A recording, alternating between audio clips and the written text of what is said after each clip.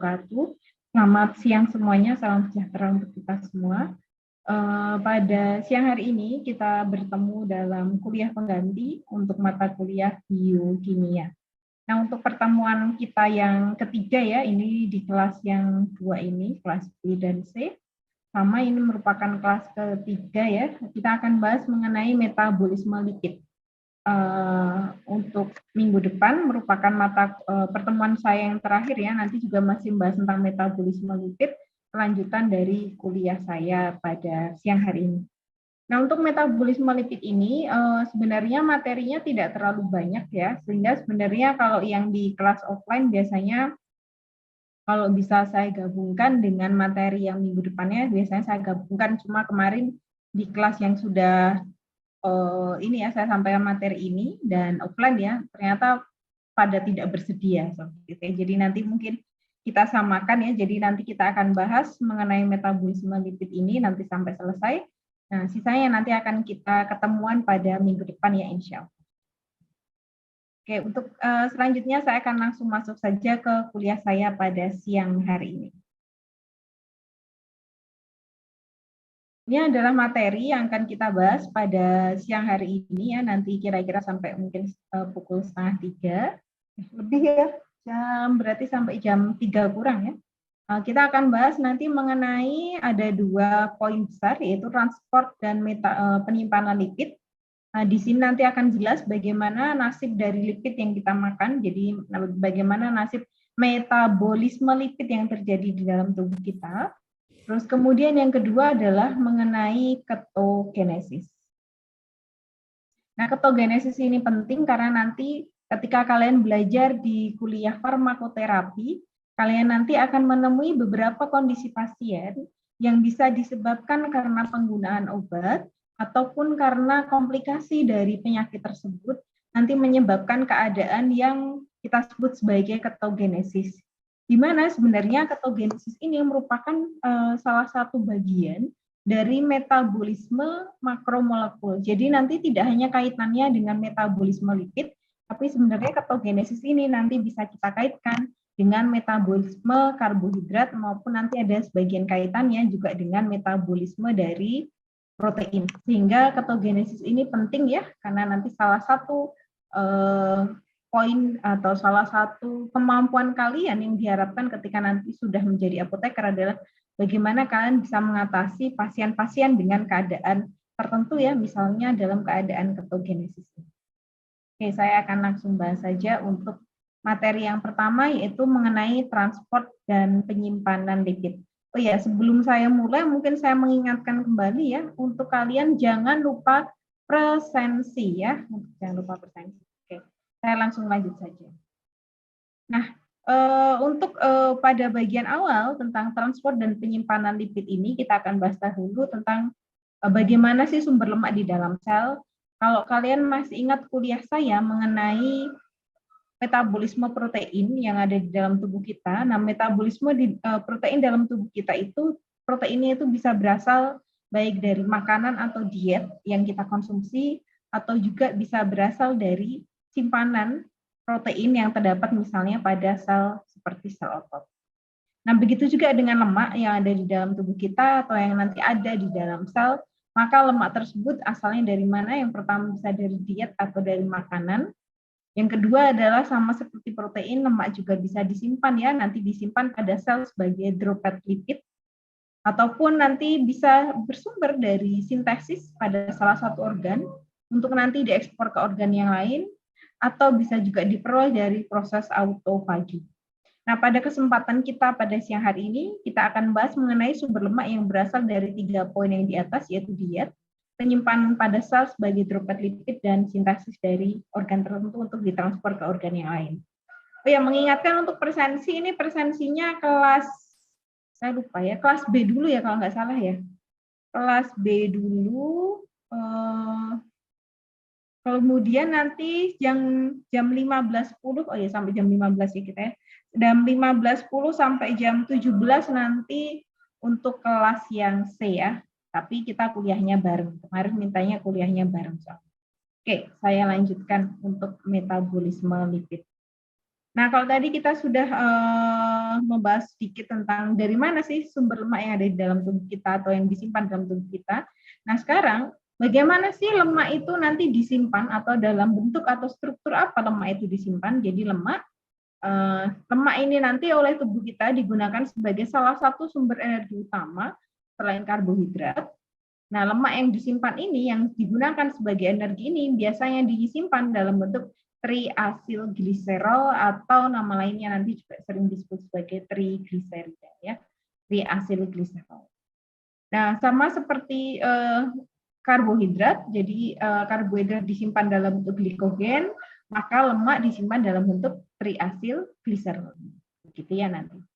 Nah, sehingga ketika kita tidak makan karbohidrat sama sekali, misalnya ada orang yang diet gitu ya, nggak mau makan nasi, nggak mau makan yang manis-manis kayak gitu ya. Nah, sehingga dia mau makannya adalah lemak. Apakah tubuhnya nanti akan lemas ya? Karena nggak ada energi dari karbohidrat, jawabannya enggak ya, karena lemak yang tadi dikonsumsi nanti bisa menjadi sumber dari energi. Nah, ini merupakan, mohon maaf saya admit dulu teman-temannya yang barusan masuk. Oke, saya kembali. Ini merupakan struktur dari triasilgliserol, yaitu lemak yang tadi ada di dalam tubuh kita. Triasilgliserol sendiri nanti dibentuk dari gliserol dan asam lemak bebas. Ini gliserolnya, ini asam lemak, di mana ada 3 asam lemak yang nanti akan berikatan dengan gugus OH yang berasal dari gliserol.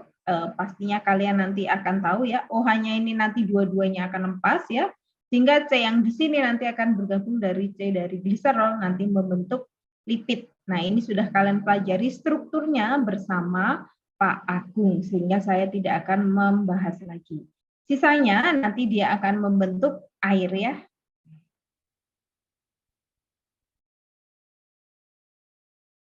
Nah, sekarang kita akan bercerita dulu, karena ini mungkin sudah siang ya, dan kalian mungkin ada yang barusan makan siang. Tadi kalau makan siangnya ada yang mengandung minyak atau lemak, maka kita akan bahas atau kita akan bercerita bagaimana sih nasib lemak atau minyak yang tadi barusan kalian makan. Jadi misalnya kalau kita memakan makanan yang mengandung lemak sama seperti protein, dia masuk ke saluran cerna ya, nanti masuk ke lambung dulu, dari lambung nanti dibawa ke usus ya, lebih tepatnya ke usus halus atau small intestine. Di usus halus ini nanti lemak akan diemulsifikasi oleh garam-garam empedu. Jadi lemak yang berasal dari makanan secara langsung, dia akan diemulsifikasi oleh garam-garam empedu. Kemudian dia akan membentuk suatu misel ya. Misel ini semacam ini ya, bentuk bulat kayak gini ya, kayak bola seperti itu, di mana lemaknya tadi dia kayak dikurung seperti itu ya. Nanti kita sebutnya sebagai misel. Nah, misel ini kemudian dia nanti akan ditemukan atau akan nanti bertemu dengan lipase yang dihasilkan bisa dari usus atau sebagian nanti berasal dari pankreas, lipase. Mengapa harus dibentuk misel? Karena dengan lemak tadi dibentuk misel, dia akan memudahkan kerja dari lipase ini.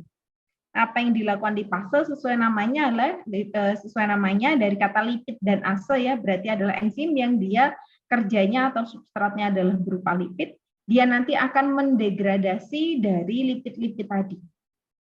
Menjadi apa? Menjadi asam lemak bebas. Dari apa? Dari triasilgliserol. Jadi lemak tadi yang masuk ke dalam tubuh kita kan ukurannya besar ya, nanti akan dipecah menjadi bentuk triasilgliserol, itulah yang nanti akan dimasukkan ke dalam misel. Ketika nanti dia sudah membentuk misel, dia akan ketemu dengan lipase yang bisa dihasilkan oleh usus maupun dihasilkan oleh pankreas. Oleh lipase, triasilgliserol ini akan dipecah lagi menjadi bagian kecil yang nanti kita sebut sebagai asam lemak. Jadi ini misalnya, ini adalah bentuk triasilgliserol, jadi seperti ini ya, tadi kalau kalian masih lihat, C-nya ada 3 ya, sehingga kalau kita gambar ya, ini kayak dia punya 3 kaki. Nah, oleh lipase, triasilgliserol ini nanti akan dipecah menjadi bentuk tunggalnya seperti ini, kita sebut sebagai asam lemak bebas. Nah, asam lemak bebas inilah yang nanti dia akan terabsorpsi atau masuk ke dalam sel usus atau sel intestinal. Kalau kemarin kita sudah ngomongin tentang protein, yang masuk ke dalam usus itu adalah bentuk asam aminonya. Maka pada lemak ini yang masuk ke dalam sel usus adalah bentuk asam lemaknya. Oke. Nah, di dalam usus nanti asam lemak itu nanti akan dibentuk ya, nanti bersama dengan protein yang ada di dalam usus ya, atau protein yang nanti bisa diproduksi oleh usus yang kita sebut sebagai APO. Protein APO atau apolipoprotein. Nanti dia akan membentuk suatu molekul yang kita sebut sebagai kilomikron ya. Jadi nanti dari asam lemak bebas tapi dibentuk ke dalam triacylglycerol dulu ya. Jadi bukan lemak bebas langsung jadi kilomikron enggak. Jadi tadi kan dari protein dari lemak yang besar ya, di usus dipecah menjadi triacylglycerol. Triacylglycerol dibentuk misal ketemu dengan lipase menjadi asam lemak tunggal. Asam lemak dia masuk ke dalam usus. Di dalam usus asam lemak tadi dia akan digabungkan lagi nanti membentuk yang namanya triacylglycerol. Triacylglycerol ini nanti digunakan untuk membentuk molekul baru yang nanti kita sebut sebagai kilomikron. Di mana kilomikron ini nanti terbentuk dari triacylglycerol yang berasal dari asam lemak yang tadi terabsorpsi masuk ke dalam usus, ditambah dengan protein yang dihasilkan usus yang kita sebut sebagai protein APO, atau nanti dia termasuk ke dalam lipoprotein. Nanti akan kita bahas. Oke. Sehingga dari sel usus ini nanti akan dikeluarkan atau disekresikan yaitu bentuk kilomikronnya.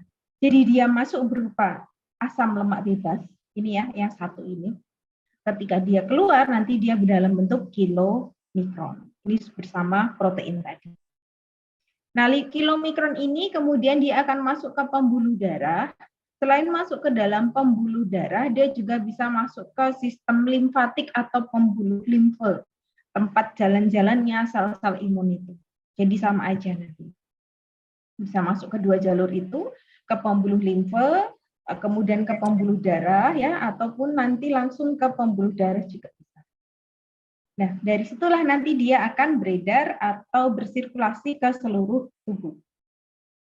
Sampai suatu saat ketika dia masuk ke pembuluh darah, dia nanti akan bertemu lagi dengan lipase yang lain. Di mana ini sama-sama lipase, cuma kalau lipase yang pertama tadi dihasilkan oleh usus, untuk lipase yang kedua ini dia terdapat pada jaringan. Oleh lipase kilomikron tadi dia akan dipecah, ya, akan dipecah nanti menjadi triacylglycerol. Kemudian triacylglycernya sama seperti di awal dia akan dipecah lagi, nanti menjadi asam lemak bebas dan kemudian gliserol. Yang masuk ke dalam sel lagi-lagi adalah asam lemak bebasnya. Mengapa yang masuk ke dalam sel atau tadi yang masuk ke dalam sel usus tadi kan sama ya, bentuknya asam lemak bebas karena dia adalah molekul yang paling sederhana ya atau monomer dari lemak. Sehingga dia mudah melintasi membran. Kalau terlalu besar nanti akan mengalami kesulitan.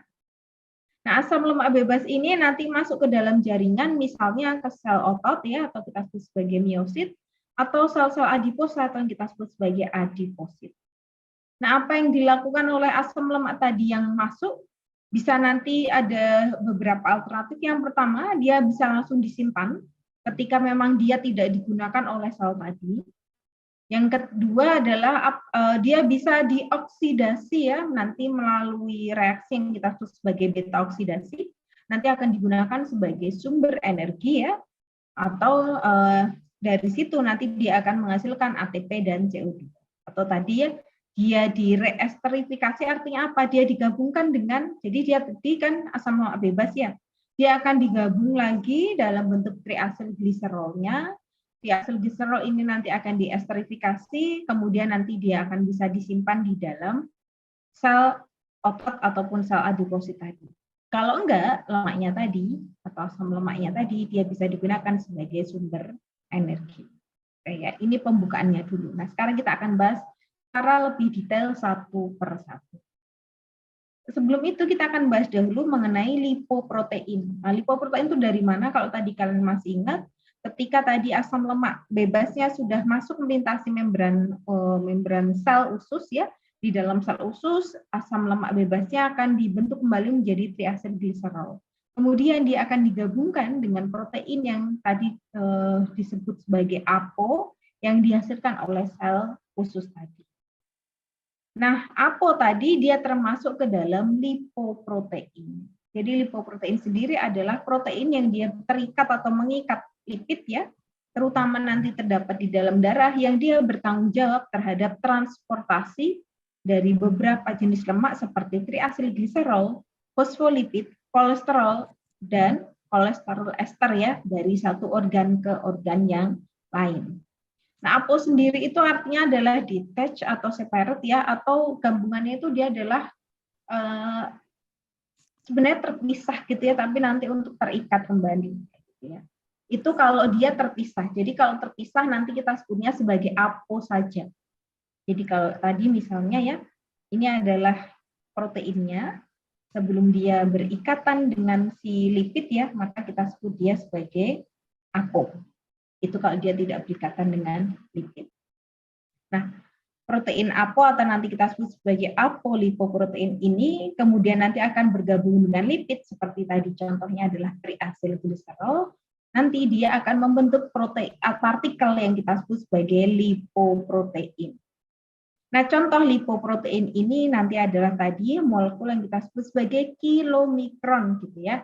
Nah, selain kilomikron ada juga lipoprotein yang lain yang nanti namanya salah satunya adalah FLDL, mungkin kalian pernah dengar, yaitu very low density lipoprotein. Sampai nanti ke yang lainnya lagi ya, ini juga sama-sama lipoprotein, yaitu namanya FHDL ya, very high density lipoprotein. Oke, ini adalah struktur dari apoprotein ya. Jadi di sini yang warnanya pink ini adalah proteinnya tadi ya, protein misalnya tadi ApoC ya, ApoC. Ini merupakan protein ada di bagian luar ya, ekstraseluler, ada yang dia integral masuk ke dalam membran sel ya. Jadi nanti seperti ini membrannya ini adalah struktur dari lipoprotein. Di sini ada membran sama seperti tubuh kita ya. Tapi membrannya hanya terdiri dari fosfolipid ya, tidak bilayer ya, tapi satu layer aja, fosfolipid. Nah, kemudian di tengah-tengahnya nanti akan terselip kolesterol bebas. Dan di dalam lingkaran ini tadi, di dalam lipoprotein ini nanti akan kita temui jenis lemak yang lain seperti kolesterol ester ataupun triacylglycerol. Nah, ini adalah struktur dari lipoprotein. Ini kalau 2 dimensi, 3 dimensinya nanti seperti ini. Yang ini ya, yang bulat ini, enggak kayak yang kayak sedikit kayak ulat ini ya. Ini adalah lipoproteinnya. Ini tadi adalah fosfolipidnya yang bentuknya bulat-bulat ini. Nah, di dalamnya ini adalah bagian yang dia hidrofobik ya, atau lipofilik. Kenapa? Kan di dalamnya tadi ada kolesterol ester, triacylglycerol. Nah, nanti di sini isi dari triacylglycerol yang tadi berasal dari makanan. Yaitu lipoprotein. Nah, sekarang kita kembali lagi ke kuliah kita yang tadi mengenai bagaimana pencernaan dari lipid. Nah, pencernaan dari lipid sendiri tadi merupakan pencernaan lipid dalam bentuk trigliserida atau triacylglycerol. Jadi sama aja ya. Triacylglycerol nama lainnya adalah trigliserida. Di mana triacylglycerol atau trigliserid ini merupakan lemak utama dalam makanan karena merupakan lemak simpanan utama baik dalam hewan maupun dalam tumbuhan. Nah, triacylglycerol atau trigliserid nanti sering kita singkat sebagai TG. Nah, ini penting ya nanti karena salah satu parameter pemeriksaan lab, mungkin kalian pernah lihat atau pernah ada yang diperiksa labnya ya. Kalau biasanya kita ngomongin kolesterol, selain kolesterol total ya yang nanti sering disebut singkat atau sering disingkat atau disebut sebagai CT ya, kolesterol total, parameter yang lain yang sering diukur adalah TG ini ya. Jadi dia merupakan triacylglycerol atau trigliserida. Nah, tadi seperti yang sudah saya jelaskan di awal bahwa trigliserida ini dia dicerna dengan bantuan enzim di fase. Selain itu juga dibantu dengan tadi oleh garam-garam empedu tadi yang untuk membentuk misel tadi. Jadi ini merupakan lemak dari makanan. Tadi dia dimasukkan ke dalam tubuh kita dalam bentuk triacylglycerol. Bentar ya.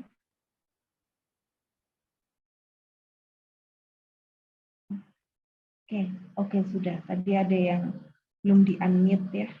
Belum di-mute ya, saya betul. Oke, saya lanjutkan. Jadi tadi lemak yang berasal dari makanan tubuh kita.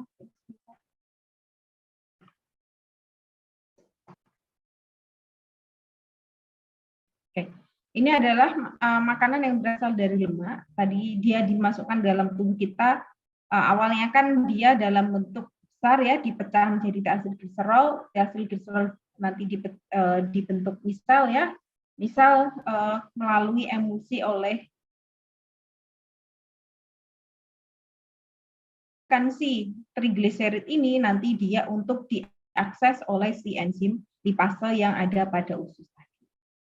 Akibatnya triasilgliserol yang tadi C-nya ada 3. Oke, seperti ini ya. Ini nanti akan dipecah menjadi masing-masing C ini, masing-masing cabang ini. Jadi nanti ada di sini 1, 2, 3. Harusnya menjadi 3 asam lemak bebas. Nah, nanti seperti ini oleh enzim lipase ya. Nanti menjadi asam lemak bebas dan ada 2 monoasilgliserol. Nah, inilah yang nanti dia masuk ke dalam lumen usus. Jadi yang masuk ke dalam lumen usus bukan trigliserolnya ya, tapi asam lemak dan 2 monoasilgliserol. Oleh usus nanti bahan-bahan ini tadi asam lemaknya nanti akan dibentuk lagi menjadi TG-nya atau trigliserid atau triacylglycerol. Terus kemudian nanti digunakan untuk membentuk partikel yang tadi kita sebut sebagai kilomikron. Nah, kilomikron yang dihasilkan fresh keluar dari usus nanti kita sebut sebagai kilomikron nasen. Nah, kilomikron nasen inilah yang nanti akan masuk ke aliran darah. Terus kemudian nanti ketemu dengan lipase yang lain ya yang ada pada jaringan. Untuk kemudian dipecah kembali sampai menjadi asam amino tunggal ya, asam lemak tunggal. Asam lemak inilah yang nanti dia akan masuk ke jaringan otot atau ke jaringan adiposa, kembali lagi membentuk trigliserida. Jadi begini cerita pembentukan dari kilomikron. Jadi di dalam usus halus lemak makanan atau trigliserida akan diubah menjadi asam lemak dan 2 monoasilgliserol. Di mana asam lemak dan monoasilgliserol inilah yang nanti akan masuk diserap ke dalam lumen usus untuk kembali membentuk TG atau trigliserida atau triacylglycerol tadi. TG yang sudah masuk kemudian nanti akan dikemas ya, ditemukan dengan protein, tadi contohnya adalah ApoC. Dan kemudian selain protein ketemu dengan fosfolipid untuk membentuk partikel yang tadi kita sebut sebagai kilomikron.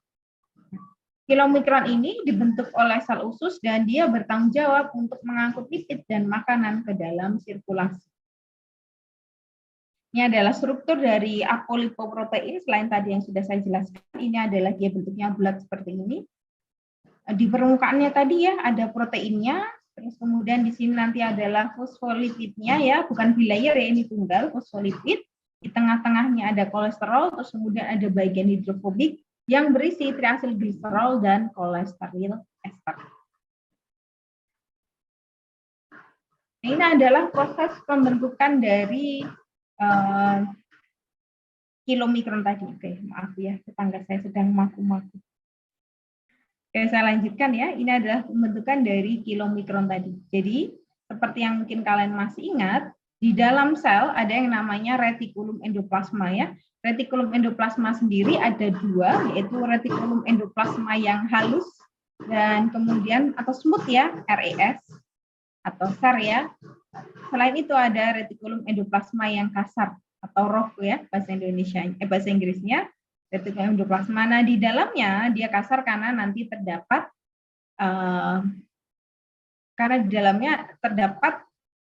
mohon maaf.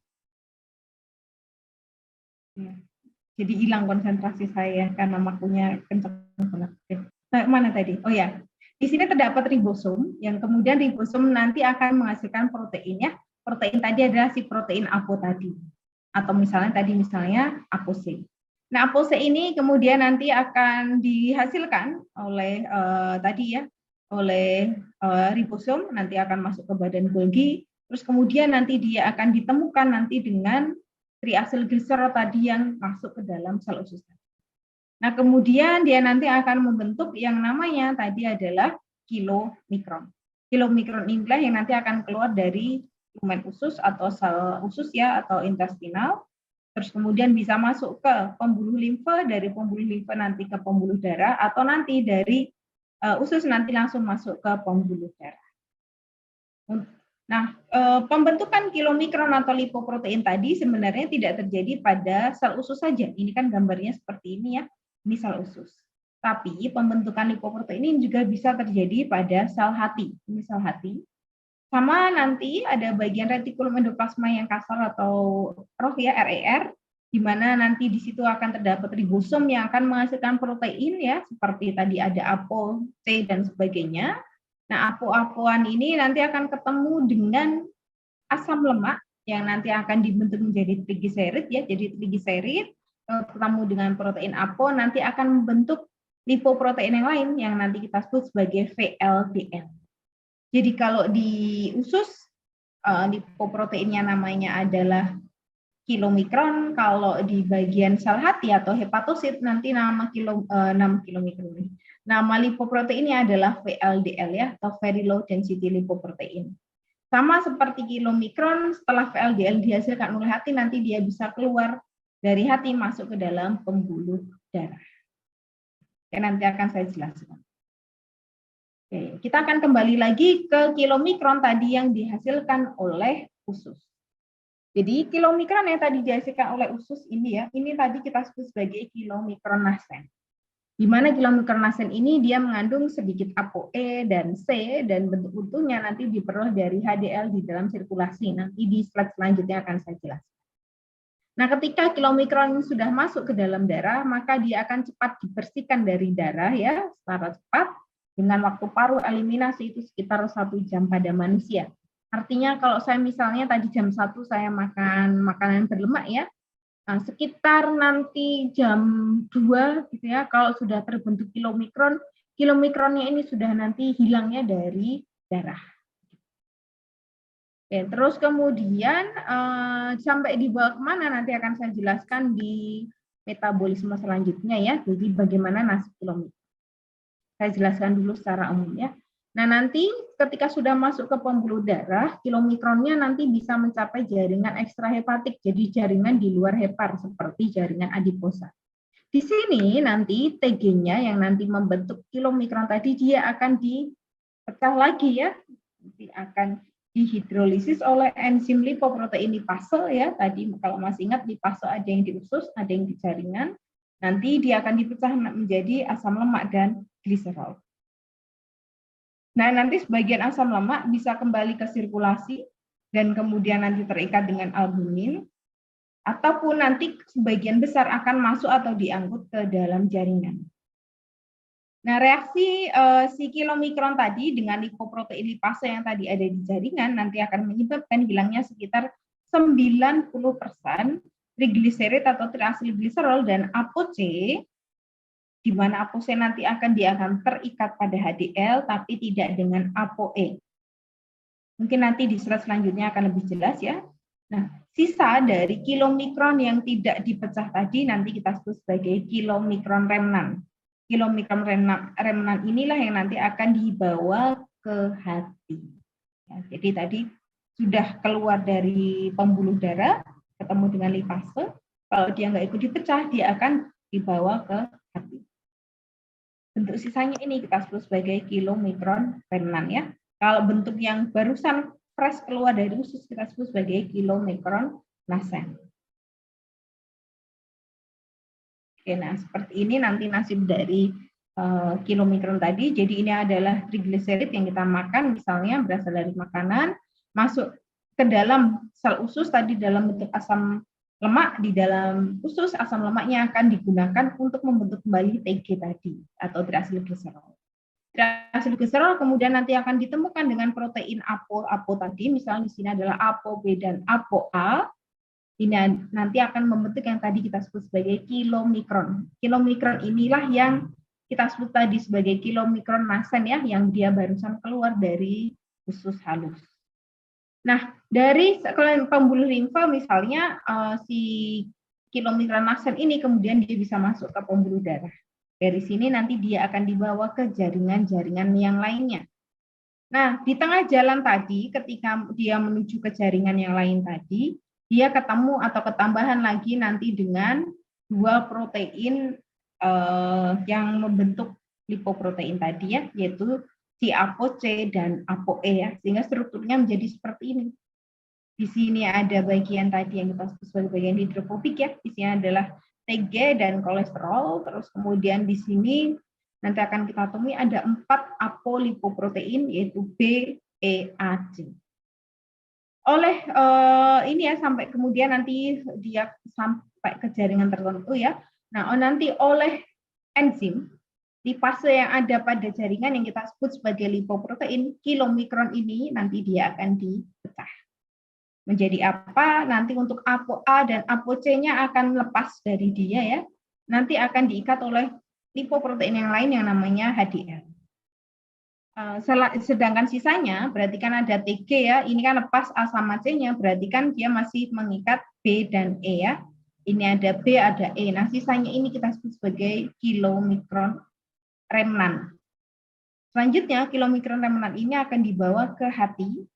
Ini gambar hati ya, di mana dia nanti bisa digunakan, dipecah lagi, nanti bisa digunakan untuk membentuk kolesterol ataupun asam lemak kita. Ini nasib kilomikron ya, yang berasal terutama dari makanan. Nah, selain tadi lipoprotein yang dihasilkan oleh tubuh kita adalah kilomikron oleh usus, selain itu ada kilomikron yang lain yang namanya kita sebut sebagai VLDL ya, very low density lipoprotein. Nah, VLDL tadi dia dibuatnya atau disintesisnya di hati. Sehingga nanti VLDL yang barusan keluar dari hati kita sebut sama seperti yang kilomikron, yaitu VLDL nascent. Oleh hati nanti dia akan masuk ke dalam pembuluh darah, kemudian akan digunakan untuk mengangkut trigliserida ya dari sel hati tentunya nanti ke jaringan adiposa. Nah, serupa dengan kilomikron, si jaringan adiposa nanti akan mengalami hidrolisis oleh yang namanya lipoprotein lipase. Sama seperti tadi ya, jadi nanti dia akan seperti ini, kalau misalnya seperti ini ya, gede ya, nanti akan dipotong. Nah, seperti ini. Dia ukurannya gede seperti ini, ada proteinnya, nanti dia akan dipotong atau dipecah atau dimetabolisme nanti menjadi IDL ya. IDL itu adalah intermediate density lipoprotein, nanti di setelah ini akan saya jelaskan. Kemudian IDL nanti akan dibawa kembali ke hati, nanti bisa masuk ke dalam sel hati melalui reseptor LDL ya, low density lipoprotein, atau nanti bisa diubah menjadi LDL itu sendiri. Nah, nanti kalau kalian menemui ada LDL ya, jadi nanti sebenarnya satu partikel LDL itu mengandung satu ApoB100, itu asalnya adalah dari satu partikel VLDL prekursor. Jadi kalau ada LDL, dia proteinnya adalah ApoB100 ini ya, maka bisa kita pastikan dia asalnya dari VLDL. Nah, pada manusia cukup banyaknya IDL ini nanti bisa membentuk LDL.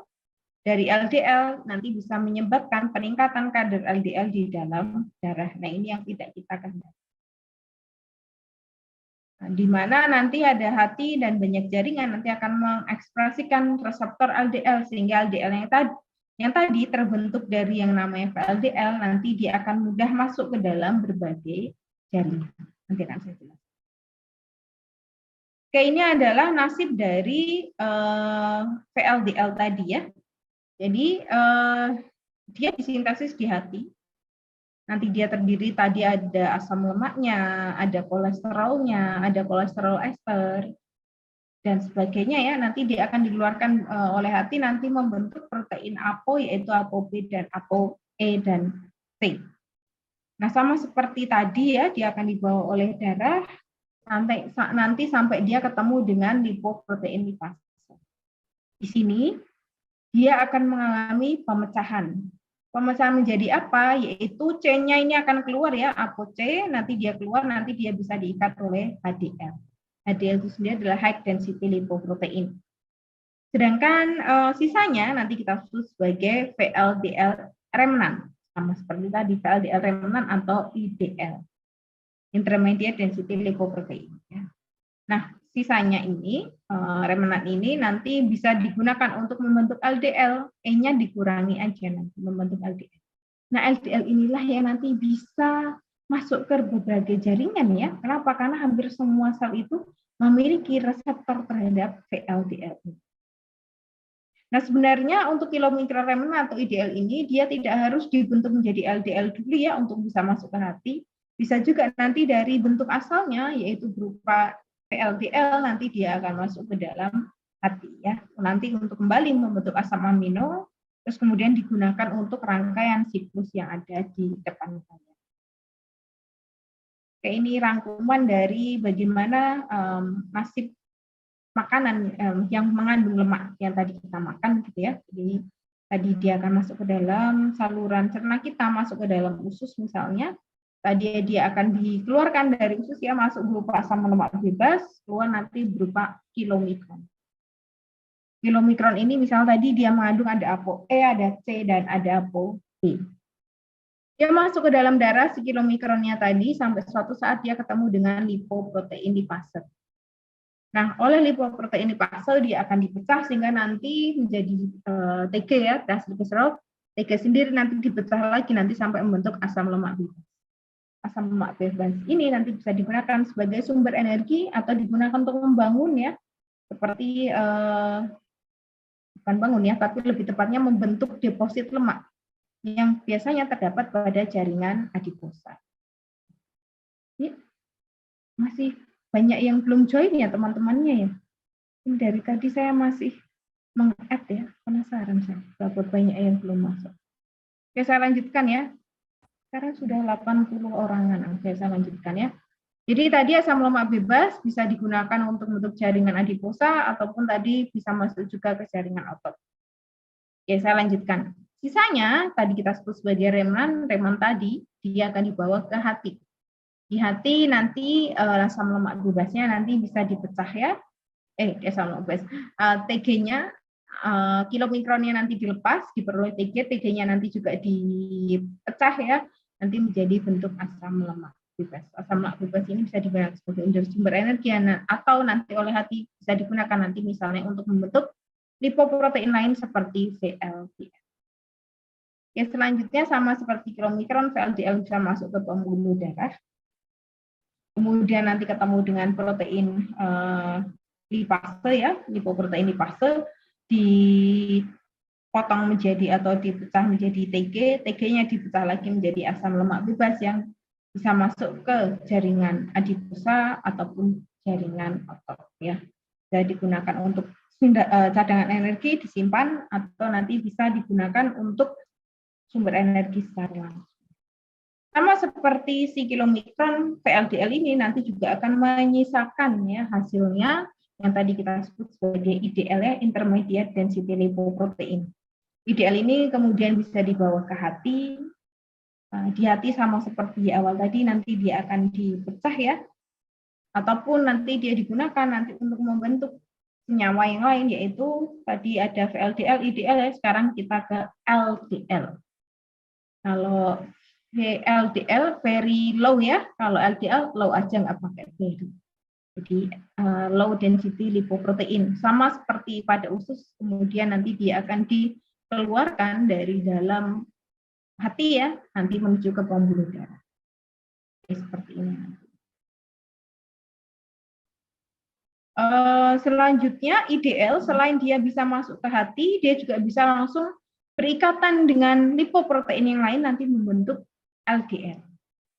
LDL inilah yang nanti bisa langsung masuk ke hati ataupun bisa masuk ke jaringan lain selain hati. Oleh jaringan, LDL nanti bisa dimetabolisme sehingga nanti akan membentuk HDL. Nah, HDL nanti oleh enzim ALKAT ya atau lecithin kolesterol asiltransferase nanti bisa digunakan atau dibentuk lagi nanti menjadi IDL tadi. Nah, dari sini IDL nanti bisa dibawa langsung ke hati atau nanti bisa digunakan untuk membentuk LDL yang lain. Oke. Dari sini apakah sudah bisa dimengerti? Oke, kalau tidak ada saya lanjutkan ya kalau tidak ada yang tanya. Nah, dari tadi kita sudah melihat bahwa banyak sekali ya fungsi hati ini dalam metabolisme dari lipid. Jadi sebenarnya hati itu berfungsi sebagai apa sih? Yang pertama pastinya adalah menghasilkan empedu, di mana di dalam garam empedu ini dia berisinya bisa kolesterol dan garam empedu. Fungsinya adalah untuk mempermudah pencernaan dan penyerapan dari dari lipid ya, dari lemak tadi. Dari usus. Oke. Nah, peran hati yang kedua adalah membentuk dan mengoksidasi asam lemak. Nah, dari sinilah nanti akan dihasilkan energi. Selain itu, HT juga digunakan nanti untuk membentuk trigliserid ya dan fosfolipid yang akan kita bahas minggu depan. Selain itu, HT bisa mengubah asam lemak nanti menjadi badan keton. Nanti akan sedikit saya singgung. Dan juga HT ini merupakan bagian integral dari sintesis dan metabolisme dari lipoprotein. Nah, sekarang kita akan bahas bagaimana sih kalau tadi PG-nya sudah sampai pada jaringan. Dan tadi kan kita masih ngomongin belum sampai jaringan ya, masih muter-muter di sini aja. Nah, sekarang bagaimana kalau dia sudah masuk ke jaringan, terutama jaringan adiposa. Nah, simpanan trigliserida di dalam jaringan adiposa nanti akan terus-menerus mengalami hidrolisis dan reesterifikasi dengan jalur yang berbeda. Di mana hasil kedua proses nanti akan menentukan besarnya kompartemen asam lemak bebas di jaringan adiposa, sehingga dari sini nanti bisa untuk menentukan berapa banyak kadar asam lemak bebas yang ada di dalam darah. Nah, tadi ketika si kilomikronnya jalan-jalan di darah ya, nanti bisa ketemu dengan lipoproteinipase enzim. Lipoproteinipase ini berperan dalam penyerapan trigliserida ke jaringan adiposa. Kalau tadi ada lipoproteinipase ya, nah ini ada kebalikan yang nanti kita sebut sebagai lipase sensitif hormon. Lipase sensitif hormon ini nanti berperan dalam lipolisis dan dalam jaringan adiposa. Selain dipengaruhi oleh enzim-enzim ini atau protein ini ya, lipase ataupun tadi lipoproteinipase atau lipase sensitif hormon, nanti juga ada hormon lain yang berperan yaitu insulin. Selain insulin nanti ada pasangan yaitu glukagon. Di mana insulin ini fungsinya adalah meningkatkan sintesis lipoproteinipase, kemudian meningkatkan translokasinya ke permukaan luminal endotel kapiler, tapi menghambat aktivitas dari lipase peka hormon. Oke, bagi yang belum mengerti, kita simak gambar yang ada di sebelahnya ini. Bisa enggak ya? Bentar ya. Kalau kayak gini saya nggak bisa lihat.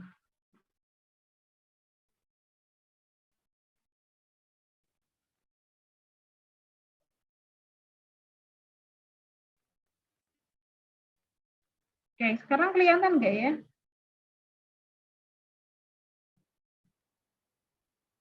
Ya, nanti seperti ini ya. Jadi metabolisme lemak ini sendiri dia tidak bisa berdiri sendiri ya, namun dia juga nanti akan dipengaruhi oleh metabolisme makromolekul yang lain seperti glukosa. Misalnya seperti ini glukosa, dia ada dalam pembuluh darah, ini yang warnanya biru ini adalah pembuluh darah, dia masuk ke dalam sel nanti dibantu oleh insulin. Di dalam sel, selanjutnya glukosa akan mengglikolisis ya, nanti menjadi yang pertama jadi glukosa 6-fosfat, dari situ nanti bisa digunakan atau di metabolisme lebih lanjut melalui glikolisis nanti misalnya akan membentuk asetil-CoA ataupun nanti membentuk senyawa-senyawa yang lain seperti NADPH ataupun gliserol 3-fosfat. Selain itu, hasil dari glikolisis ini salah satunya adalah nanti asetil-CoA. Asetil-CoA ini yang nanti akan menjadi salah satu poin utama pembahasan ketika kita membahas tentang oksidasi asam lemak ya, karena nanti dia akan masuk ke siklus Krebs, dari siklus Krebs nanti salah satu yang dihasilkan CO2. Selain itu dari asetil-CoA nanti bisa digunakan untuk membentuk asil-CoA. Asil-CoA inilah yang nanti akan membawa si lemak tadi ya, jadi lemaknya ada dalam bentuk asil-CoA nanti dibawa masuk ke dalam mitokondria. Untuk apa? Nanti untuk menjadi sumber energi. Selain itu, asil-CoA nanti juga bisa mengalami esterifikasi nanti membentuk trigliserid atau triacylglycerol inilah yang disimpan dalam jaringan adiposa kita.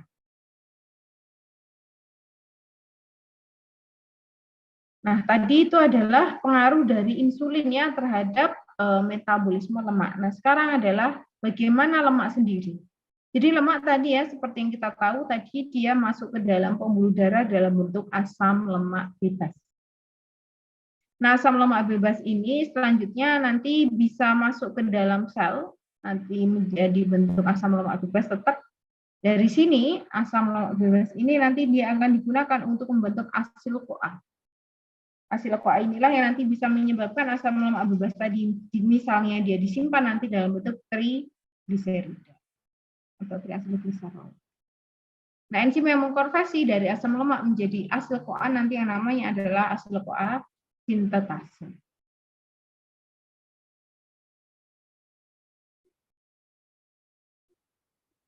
Kelihatan nggak ya? Saya nggak tahu nih, kalian kelihatan nggak ya? Ini saya bedakan, semoga kelihatan Mas ya. Oke, saya lanjutkan. Nah, ini adalah gambaran, kalau tadi adalah pengaruh insulin ya terhadap bagaimana metabolisme lipid ya. Jadi kalau ada insulin, kebanyakan nanti dia akan disimpan ya lemaknya dalam bentuk asil gliserol atau trigliserida atau TG. Nah, sekarang bagaimana kalau kita sedang tidak makan? Kalau kita makan, kadar gula darah kita tinggi, maka yang berperan adalah hormon insulin. Tetapi ketika kita tidak makan dan kita butuh energi dari glukosa, biasanya yang dikeluarkan adalah glukagon. Ini ya di sini. Nah, ikatan antara glukagon dengan reseptornya nanti akan mengaktifasi yang namanya nanti kita sebut sebagai second messenger, yaitu adenylyl cyclase. Adenylyl cyclase inilah yang nanti dia akan membentuk PKA. Dari sini nanti dia akan menyebabkan penyimpanan TG. Ini misalnya adalah jaringan adiposa, ini adalah penyimpanan TG ya, atau triacylglycerol. Ini nanti dia akan dilepas. Jadi TG yang disimpan nanti akan dilepas, caranya dipotong dulu ya, nanti membentuk asam lemak bebas. Ini ya, yang satu ini adalah asam lemak bebas.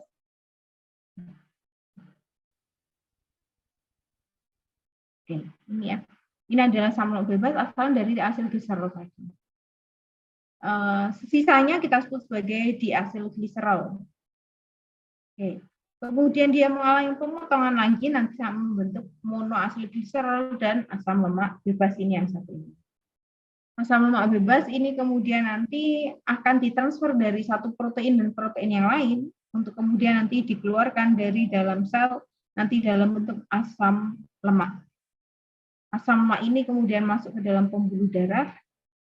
Nah, dari pembuluh darah ini dia akan dibawa ke tempat yang membutuhkan seperti sel adiposit ataupun sel miosit. Di sini nanti yang masuk adalah asam lemaknya. Yang masuk tadi adalah asam lemaknya, kemudian asam lemaknya nanti digunakan untuk membentuk beta oksidasi. Kok hilang?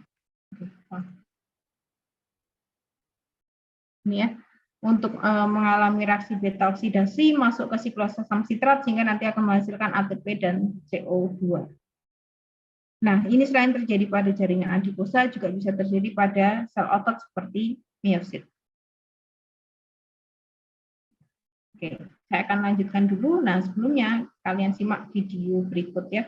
Semoga suaranya keluar.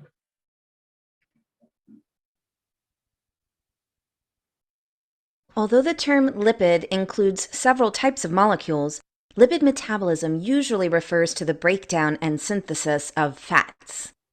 Fats are triglycerides. They are esters of glycerol and 3 fatty acids. Fats can come from the diet,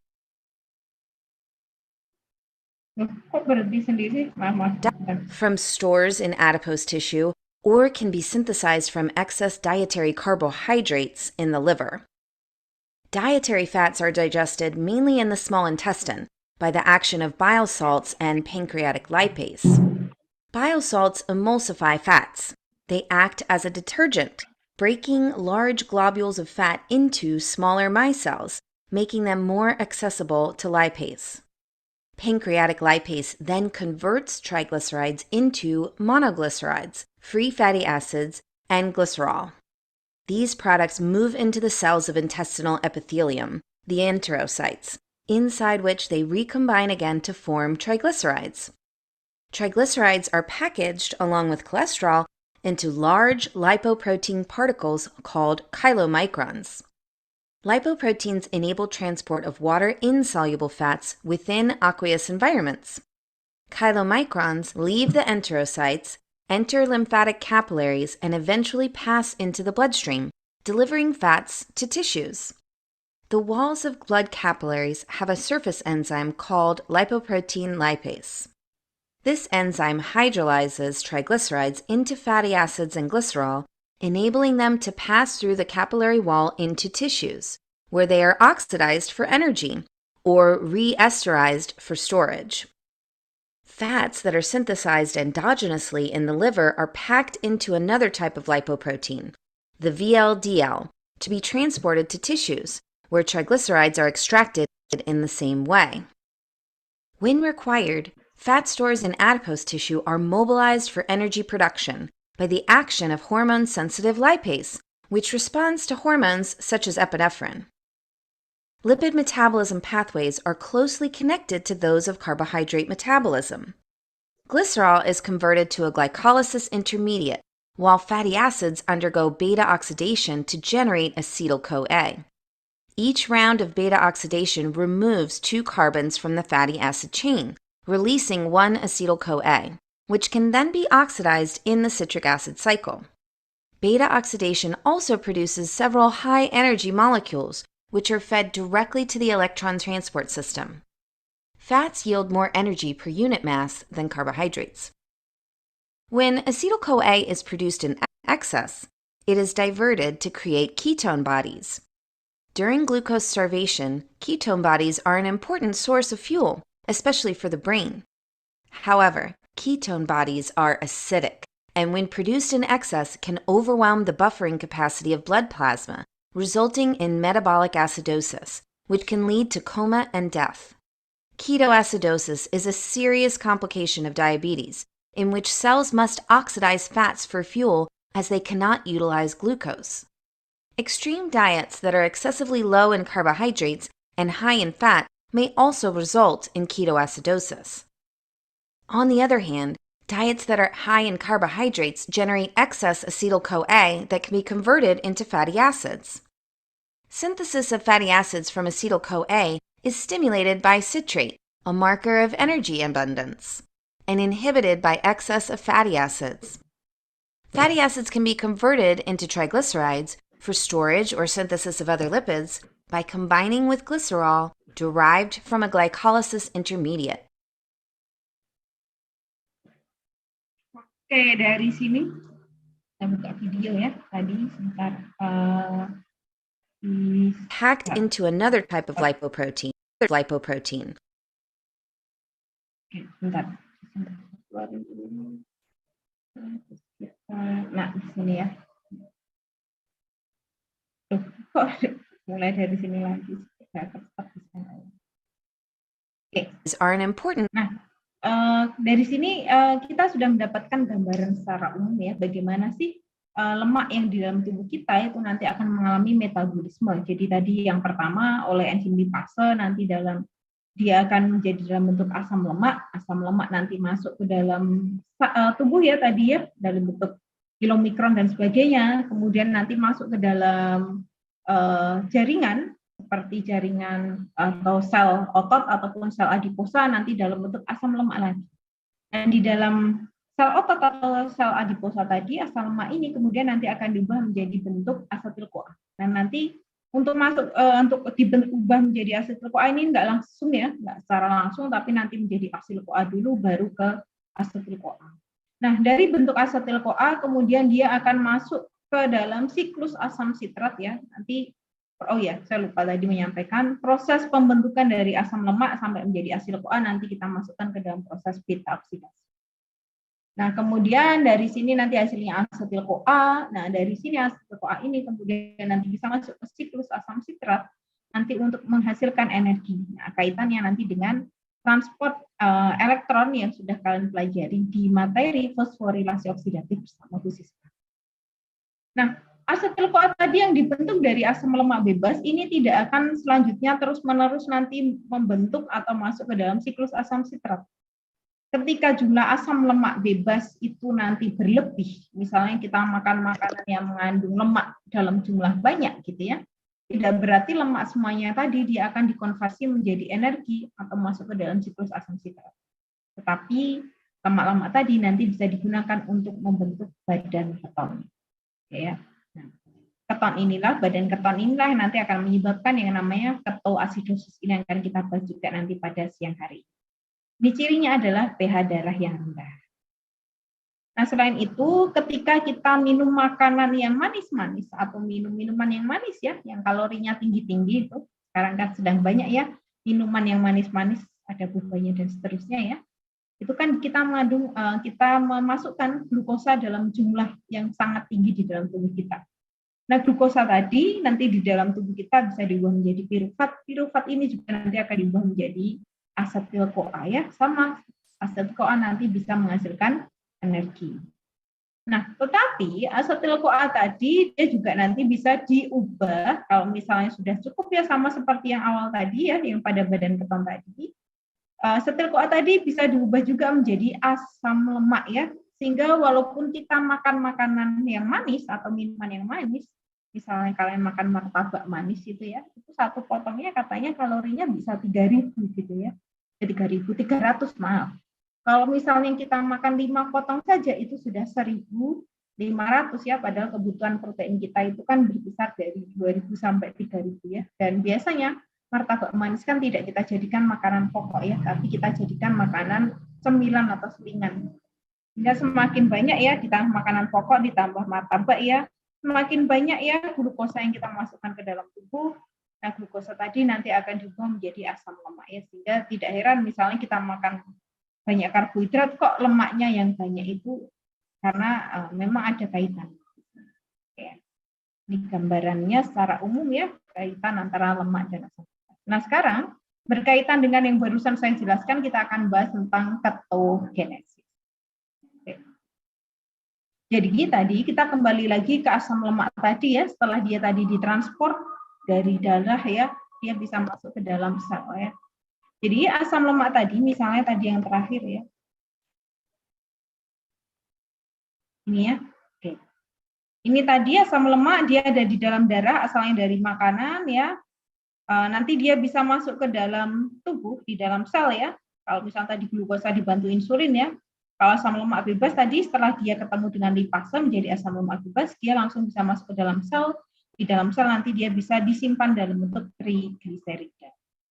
Nah, suatu saat trigliserida tadi ketika kita butuh energi bisa dilepaskan lagi melalui proses lipolisis. Lipolisis itu yang tadi ada di sini, yang dipicu oleh hormon glukagon. Jadi kalau misalnya kita bisa simpulkan bahwa hormon insulin dia membantu proses penyimpanan trigliserid atau penyimpanan lemak, sedangkan glukagon dia membantu sebaliknya, dia membantu terjadinya lipolisis atau pelepasan dari penyimpanan asam lemak. Sekarang kita akan kembali ke ketogenesis. Jadi asam lemak tadi yang sudah bebas ya masuk ke dalam sel, dia akan diikat oleh protein, kemudian nanti akan masuk ke dalam mitokondria.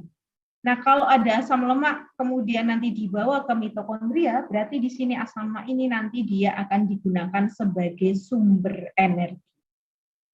Ya, jadi kalau ada asam lemak bebas masuk ke dalam sel, oh kok dibawa dia ke mitokondria, artinya dia akan digunakan sebagai sumber energi.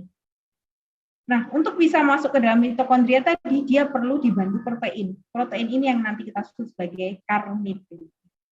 Sehingga mungkin kalian pernah lihat yang namanya makanan suplemen makanan ya, atau suplemen minuman ya, terkadang ada yang membantu atau mengandung karnitin. Jadi sebenarnya fungsi karnitin adalah membawa asam lemak masuk ke mitokondria. Tujuannya untuk apa? Agar dihasilkan lebih banyak energi. Nah, biasanya karnitin ini digunakan sebagai zat tambahan pada suplemen minuman berenergi atau kadang pada vitamin untuk energi ya, biar nanti misalnya kalau bekerja dia nggak gampang capek atau bertenaga terus ya, atau kalau misalnya kuliah biar tenaganya ada terus. Nah, ini adalah gambaran bagaimana tadi asam lemak yang sudah masuk ke dalam sel, dia akan masuk ke mitokondria. Jadi tidak bisa langsung nembus membran mitokondria, enggak ya. Kita ingat dulu bahwa mitokondria itu dia memiliki dua membran, yaitu membran yang di bagian luar dan ada membran di bagian dalam. Sehingga ketika kita akan membawa asam lemak bebas tadi, dia masuk ke dalam mitokondria, maka dia harus melewati dua membran, yaitu membran luar dan membran dalam dari mitokondria. Yang pertama, asam lemak bebas oleh enzim yang namanya asil-CoA sintetase, dia akan diubah terlebih dahulu menjadi asil-CoA. Asil-CoA nanti dibantu, dia akan bisa masuk ya ke bagian atau menembus membran mitokondria bagian luar, nanti masuk ke bagian ruang antar membran pada mitokondria. disinilah asil CoA yang tadi asalnya dari asam lemak bebas akan ketemu dengan yang tadi barusan kita singgung, yaitu karnitin. Karnitin adalah protein. Karnitin sama asetil-CoA, karnitin dengan asil-CoA nanti oleh enzim CPT, yaitu karnitin palmitoyl transferase 1, nanti akan diubah menjadi yang namanya asil karnitin. Asil karnitin inilah yang nanti akan menembus membran mitokondria bagian dalam untuk masuk ke dalam mitokondria. Asil karnitin sama nanti dipecah dulu ya, nanti oleh enzim CPT2 ya, sama namanya, cuma ini 1, ini 2, atau karnitin palmitoyl transferase 2. Dari asil karnitin nanti diubah menjadi karnitin, sama seperti awal ya, karnitinnya kembali lagi, balik ya, masuk ke ruang antar membran tadi. Sedangkan selain dihasilkan karnitin, kembali lagi membentuk asil CoA. Asil CoA sama seperti tadi, asam lemak bebas, masuk ke dalam membran luar mitokondria tadi dalam bentuk asil CoA. Asil CoA yang tadi berhasil masuk ke dalam mitokondria nanti untuk selanjutnya akan mengalami beta oksidasi atau oksidasi beta. Nah, seperti ini gambarannya ya. Ini adalah asil CoA ya, nanti oleh karnitin asil transferase ya, nanti masuk ketemu dengan karnitin, terus kemudian nanti dibawa masuk ke dalam mitokondria ya. Enak gambarnya yang ini tadi ya. Lanjutkan. Nah, apa yang terjadi setelah dia masuk ke dalam mitokondria? Ingat tadi dia masuk ke dalam mitokondria dalam bentuk asil CoA-nya. Ini ya, asil CoA. Nah, asil CoA ini kemudian dia akan mengalami katabolisme, yaitu masuk ke rantai oksidasi atau reaksi oksidasi asam lemak, atau kita sebutnya sebagai beta oxidation atau oksidasi beta. Dari proses beta oksidasi ini nanti akan dihasilkan energi berupa ATP dan CO2. Nah, nanti seperti ini ya. Ada 3 tahapan. Tahapan yang pertama adalah ini adalah asam lemak bebas. Ya. Asam lemak bebas ini dia kan rantainya panjang. Kita ingat kembali kuliahnya Pak Agung ya. Yang namanya asam lemak itu tidak pernah dia rantainya cuma ada 2 atau 3 ya, tetapi dia rantainya panjang. Biasanya C-nya ini banyak. Nah, C-nya ini biasanya jumlahnya adalah 16 ya. Silakan nanti kalian hitung, ini ada 16 C. Nah, rantai asam lemak yang panjang ini atau long chain fatty acid ini kemudian nanti dia akan dioksidasi ya, nanti akan membentuk asetil CoA, yaitu akan dilakukan pemotongan setiap 2 C atau setiap 2 atom C yang berasal dari rantai asam lemak yang tadi panjang. Jadi ini ada 16 ya, 1, 2, 3, 1, 2, 3, 4, 5, 6, 7, 8, 9, 10, 11, 12, 13, 14, 15, 16. Oleh reaksi beta oksidasi nanti akan dipotong setiap 2 C. Sehingga akan dihasilkan 8 asetil CoA. 8 asetil CoA inilah yang nanti akan masuk ke siklus asam sitrat. Sehingga nanti akan dihasilkan 16 CO2 ya, karena setiap satu siklus asam sitrat dia menghasilkan 2 CO2. Terus kemudian setiap satu siklus asam sitrat dia akan menghasilkan 8 ATP. 8 energi ya, 8 elektron. Sehingga nanti karena ada 8 ya, 8 kali 8 sehingga nanti dari siklus asam sitratnya akan dihasilkan 64 elektron. Sedangkan dari reaksi beta oksidasi, pemotongan terhadap rantai panjang dari asam lemak tadi menjadi 8 asetil CoA itu akan dihasilkan 28 elektron bebas. Selain itu akan menghasilkan molekul dengan energi tinggi seperti NADH dan FADH. Elektron-elektron ini yang kemudian nanti akan masuk ke rantai respirasi atau transfer elektron ya, yang kalian sudah pelajari di kuliahnya Bu Siska di materi fosforilasi oksidatif. Dari sini nanti dia digunakan untuk membentuk ATP ya. Jadi stage 1 adalah oksidasi betanya, pemotongan rantai panjang dari asam lemak menjadi asetil CoA. Stage 2-nya adalah asetil CoA-nya masuk ke dalam siklus asam sitrat.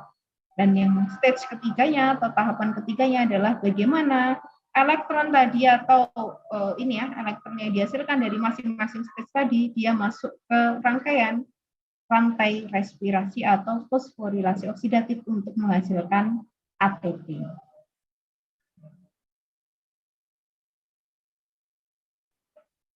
Nah, seperti yang tadi sudah kita jelaskan ya, ini asetil-CoA ini tadi kan asalnya dari asil-CoA. Asil-CoA, selain asil-CoA nanti bisa diubah menjadi asetil-CoA, kalau di sini sudah cukup, maka asil-CoA-nya dia bisa diubah menjadi badan keton. Kapan itu? Yaitu ketika sudah cukup nih reaksi asam sitratnya atau siklus TCA-nya sudah cukup. Asetil-CoA-nya tidak semuanya akan dipaksakan masuk ke dalam siklus asam sitrat, enggak ya? Nah, sisanya nanti dia akan digunakan untuk membentuk badan keton. Nah, pada pembentukan badan keton ini, asetil-CoA ini nanti akan dibentuk menjadi 3 molekul yang lain ya, yaitu aseton, di mana ini ya aseton, strukturnya nanti dia akan dikeluarkan dari dalam tubuh. Selain itu nanti menjadi bentuk asetoasetat, ini asetoasetat. Dan satu lagi membentuk badan keton yang kita sebut sebagai beta hidroksibutirat, ini strukturnya. Atau kalau tadi ya, yang paling baik adalah dia masuk ke siklus asam sitrat ya, kalau berlebihan baru nanti akan membentuk badan keton. Nah, asetoasetat dan beta hidroksibutirat ini sebenarnya juga bisa masuk kembali ke siklus asam sitrat.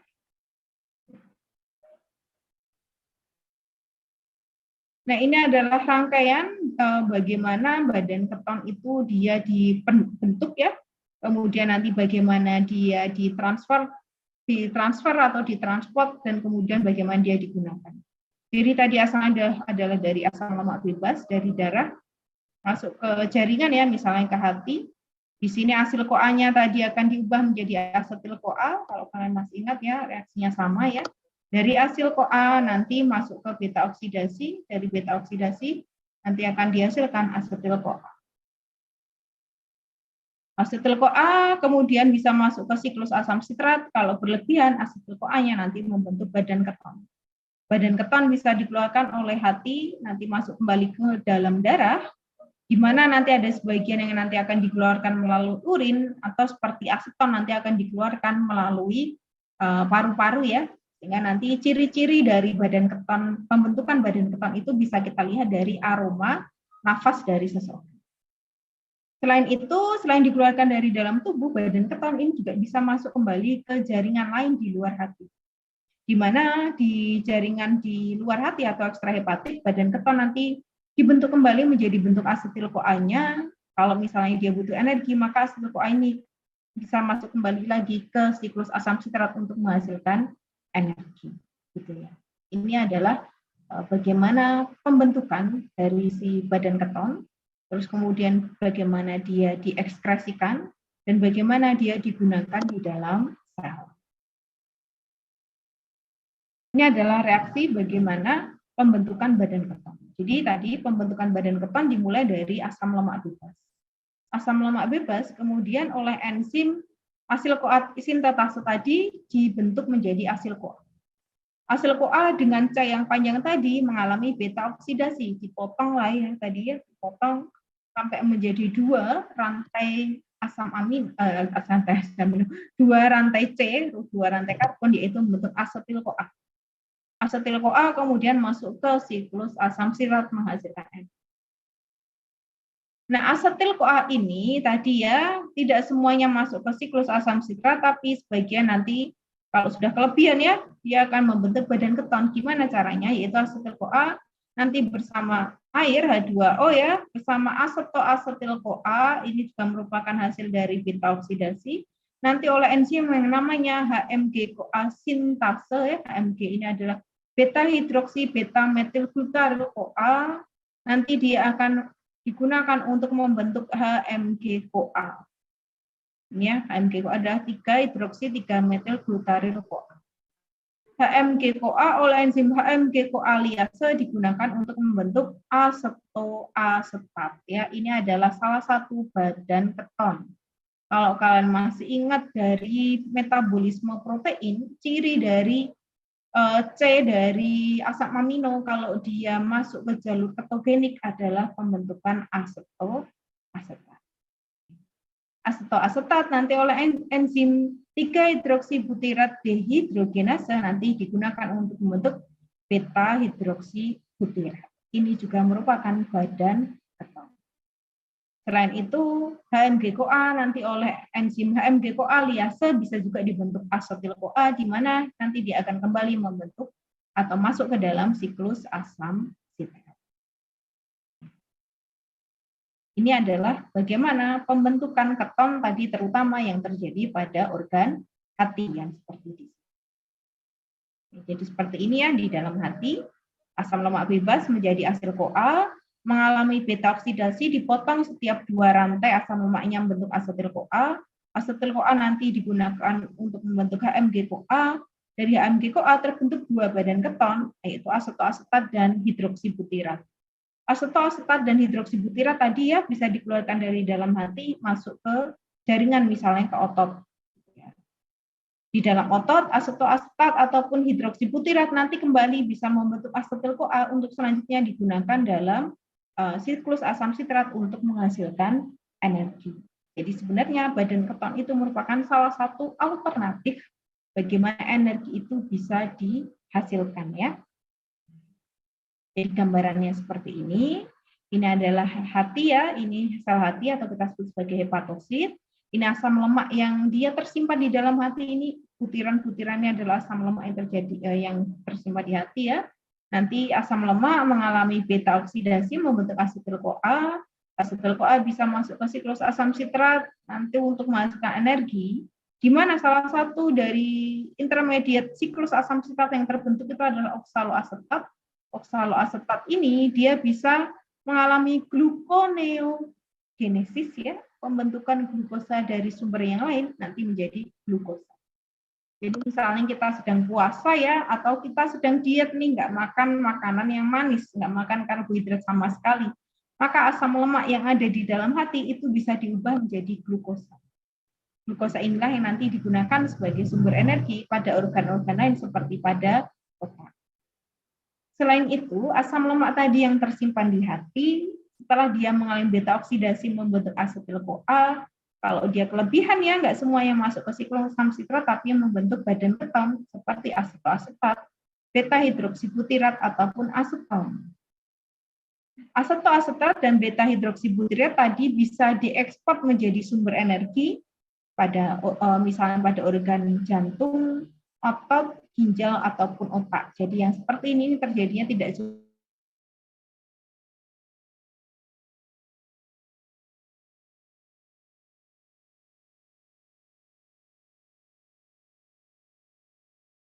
tahu dia dikeluarkan dari dalam tubuh.